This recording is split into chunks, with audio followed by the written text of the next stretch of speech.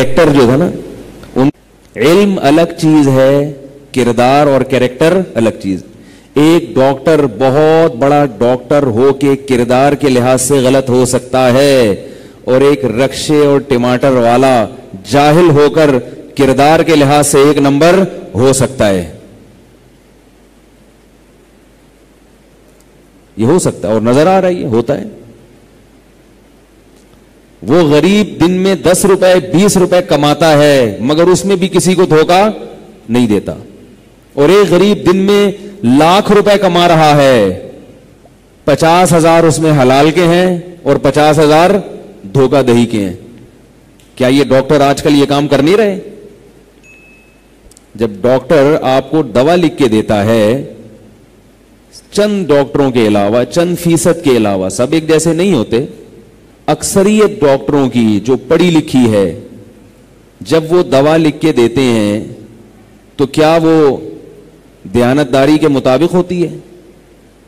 Medical rape वाले जब डॉक्टरों को कहते हैं कि ये मेडिसिन आपने लिख के देनी है, इस पे आपको ये सहूलतें मिलेंगी, डॉक्टर के लिए हलाल है कि वो उन सहूलतों की खातिर, उन बेनिफिट्स की खातिर अपने पेशेंट को वो दवा लिख के दे। जब एक फॉर्मूला सस्ता भी है, वही फॉर्मूला दूसरी कंपनी का महंगा भी है, तो डॉक्टर पर फर्ज है कि वही फॉर्मूला जो सस्ता है वो सस्ता वाला लिख के दे। अगर वो महंगा वाला लिख के देता है तो डॉक्टर के लिए उस कमीशन क्या हो जाएगा? नाजायज। क्योंकि मरीज जो आपके पास आया है वो आपको स्विट्जरलैंड भिजवाने के लिए नहीं आया कि आप वो दवाएं लिख के दें कि कंपनी आपको बाहर के वीजे दें। वो अपनी बीमारी सस्ते में ठीक करने के लिए आए। अपनी जो आप फीस ले रहे हैं वो तो बता के ले रहे हैं, वो तो हलाल है। आप 500 लें, आप 1000 लें, आप 5000 ले लें, उसको बढ़ा दें आप कि भाई मैं पेशेंट को चेक करने के, बल्कि मेरे मतलब में, मेरी क्लिनिक में दाखिले की एंट्री फीस 5000 रुपए लगा दें आप। जिसने आना होगा आएगा, नहीं आना होगा नहीं आएगा।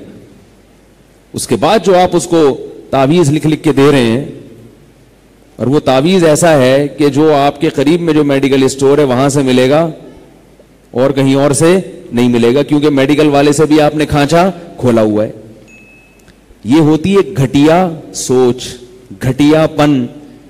हालांकि डॉक्टरों को अल्लाह ने कितना नवाजा है, कोई भूख से मर नहीं रहे, कोई कहत में नहीं है।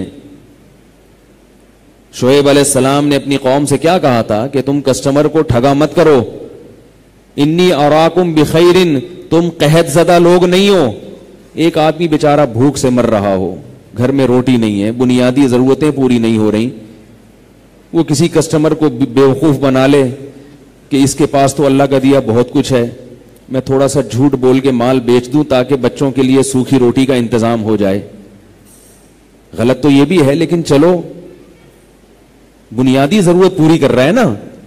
फुकहा ने लिखा है कि अगर कोई शख्स भूख से दिल बर्दाश्ता होकर चोरी कर ले तो हाथ नहीं काटा जाएगा उसका। भूख एक ऐसी चीज है जो मजबूरी है। जुर्म है चोरी करना, लेकिन यहां जुर्म की नौयत कम हो गई। अल्हम्दुलिल्लाह हमारे मुल्क में डॉक्टरों के पेट भरे हुए हैं, अल्लाह का बड़ा फजल है। डॉक्टरों की अच्छी तनख्वाहें होती हैं, क्लिनिक से अलग कमा रहे होते हैं। डॉक्टर हो और बेरोजगार हो नहीं सकता। उसके बाद फिर लोगों को ठगने की क्या जरूरत है भाई? थोड़ा कम पे गुजारा कर लो। और ये सोचो कि कितना बड़ा शोबा है। इमाम शाफी रहिमहुल्लाह ताला फरमाते हैं कि दो ही इल्म हैं, एक दीन का इल्म और एक मेडिकल साइंस का इल्म, क्योंकि इसमें इंसानियत की बेपनाह खिदमत हो रही है। डॉक्टर अपने पेशे के जरिए जन्नत कमा सकता था, मगर उसने इस पेशे को जहन्नम खरीदने का जरिया बना लिया। ये नेमत की नाकदरी है। तो किरदार जो है ना, किरदार भाई बार बार बता रहा हूं, सब एक जैसे नहीं होते। यहां भी कोई 2-3 डॉक्टर बैठे हुए होंगे, ऐसा ना हो मैं कभी उनके पास जाऊं तो कोई उल्टा सीधा टीका लगा दें कि यार ये हमारे खिलाफ इतना बोल रहा था। तो मैं उन डॉक्टरों की बात कर रहा हूं जो इस वक्त बयान नहीं सुन रहे और बाद में भी नहीं सुनेंगे, कभी भी नहीं सुनेंगे, वो उनकी बात कर रहा हूं। जो भी मेरा बयान सुन रहे हैं या क़यामत तक कभी भी सुनेंगे, वो इसमें दाखिल नहीं है। तो